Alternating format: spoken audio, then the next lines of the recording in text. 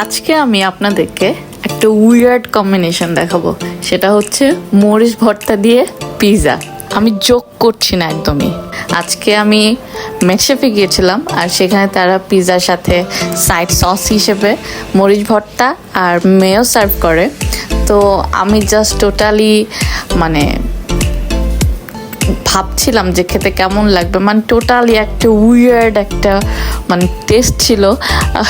আমরা মরিচ ভর্তা তো ভাত খিচুড়ি দিয়ে খেয়ে অভ্যস্ত, কিন্তু পিৎজা দিয়ে মরিচ ভর্তা সত্যি সত্যি একটা ম্যাড শেফের পক্ষে এটা সম্ভব।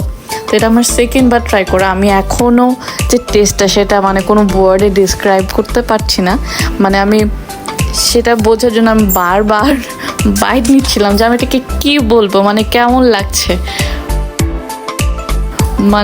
এটা থার্ড টাইম আমি মরিচ ভর্তা দিয়ে পিৎজাটা ট্রাই করছি। ভাত দিয়ে মরিচ ভর্তা খেতে যেমন লাগে, পিৎজাটা দিয়ে মরিচ ভর্তা খেতে অনেকটা ওই রকমই লাগছিল। পিৎজাটা নর্মালি খেতে খারাপ ছিল না।